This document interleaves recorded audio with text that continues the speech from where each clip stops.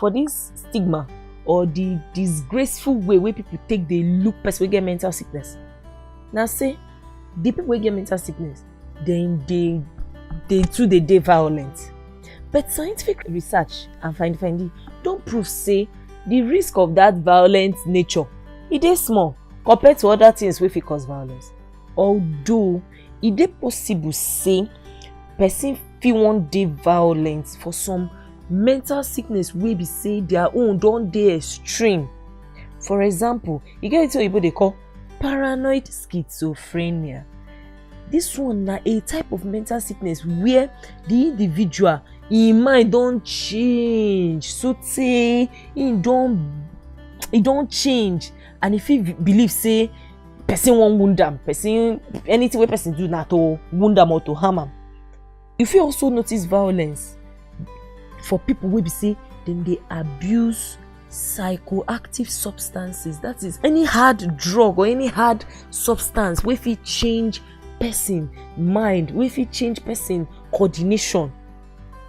That person fit dey violent, and most of that violence na towards family members wey the person know. They no dey violent towards people wey they no know most of the time.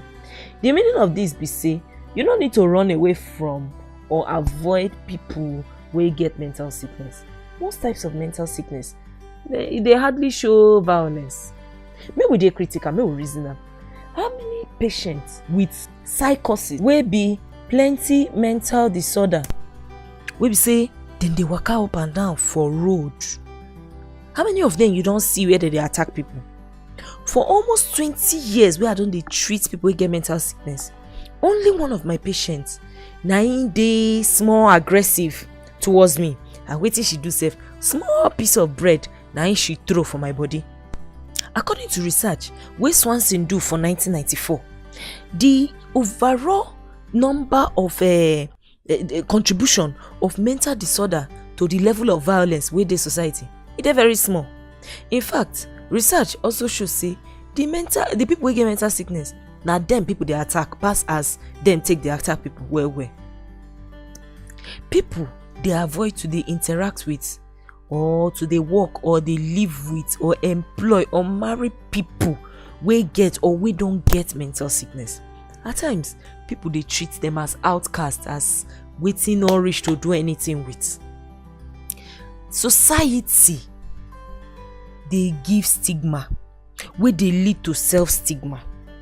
Self-stigma na when person wey get mental sickness come get negative belief about their sickness, wey come lead am to dey get negative emotions for inside im mind.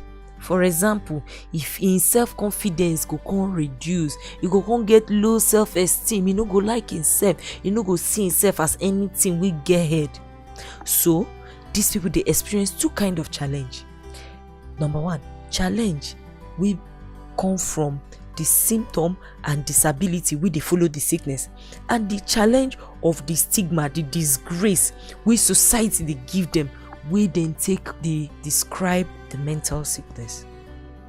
People wey dey stigmatize themselves, dem dey talk say, well, anyhow wey e be, I no go fit kill myself. They go just leave themselves like that. They no go even do enough to help themselves and to use the opportunity wey surround them. Therefore, the quality of life wey dem dey live, e dey very, very low. Stigma na the biggest obstacle to proper mental health care. Say person get mental sickness no mean say that one go comot the dignity and respect wey person suppose get for the individual. E no make the patient less human. That one no mean say that person no be human being again. And therefore, the right of that person wey get mental sickness, you no suppose cheat am or take that right away from am. E dey very unfair, very inhuman, and very, very wicked and of bad character to stigmatize person wey get mental sickness. Scientific evidence boku e plenty to prove say mental sickness na biological sickness just like any other body sickness. Wetin make us different as human beings from other living things na our superior mental function and ability. That organ will allow us to achieve this better mental function and ability in our brain.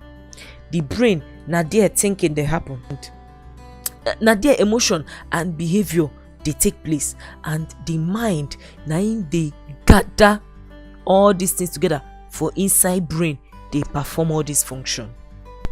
Wetin I dey talk be say na the mind define us as human being. The brain na the organ of the mind. Mental illness come from problem wey dey inside the brain and should be seen. You suppose dey see am like other sickness wey fit happen to the body. Diabetes, hypertension, arthritis, all this one are some of the sickness wey human being dey experience, and nobody dey disgrace the people wey get these sicknesses because we see am say na something wey fit do person for body. So why we dey stigmatize people wey get mental sickness? We be say mental sickness sef na confirm biological sickness of the brain. Brain na part of the body. Stigma dey lead to shame, and the natural response wey anybody go get to this kind thing na to keep am secret. That is, if person know say him get problem and he or she know say they go stigmatize am or they go disgrace am, society go disgrace am, there is every possibility say he go keep that problem as a secret. Stigma is also responsible for why some people, even though they know say they get mental sickness, they still no go the right place or approach the right professional like psychiatrist for treatment. Instead, they go choose to go to places where they know say nobody go quick know say na mental sickness they go treat, like going to spiritual center, counselor, life coach, therapist. Unfortunately for them, most of the time these so-called experts, now they fit no get the proper knowledge of the mental health matter. This unqualified group of people, the treatment wey they give is not scientific. The thing e no get basis, e no get foundation. In fact, the thing, if you look am well you go see say na fake. Most of the time e no dey work, or sometimes only temporary relief. That's for some time. E go work, after the thing go dabaru, e no go work again. At the end of the day, they go waste the patient time, wasting resources, whether in money, whether in effort. We be say the patient for don use am go meet professional, we go give am the proper treatment, we go work effectively.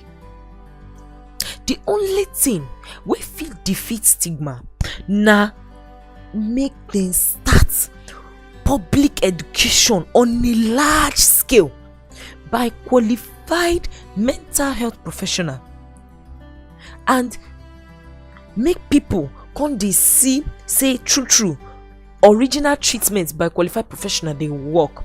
How? By interacting with people wey don recover from mental sickness.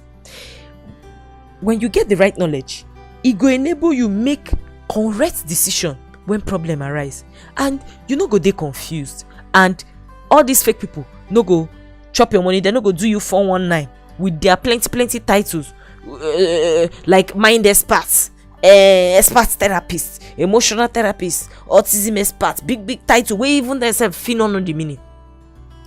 The summary of everything we dey talk here be say mental illness, mental sickness fit happen to anybody.